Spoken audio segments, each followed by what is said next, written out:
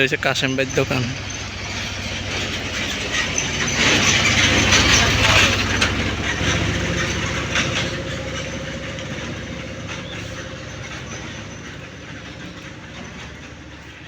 School মাঠে।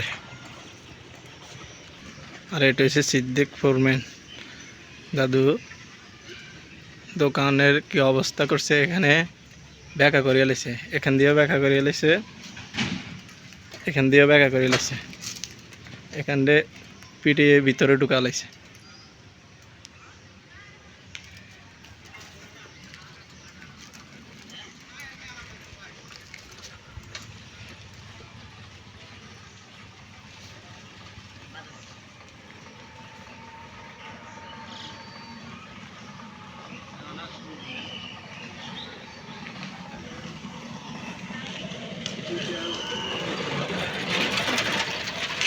এসব দোকানপাট ওই সময় খোলা ছিল, তারপরে বন্ধ করে এলেছে।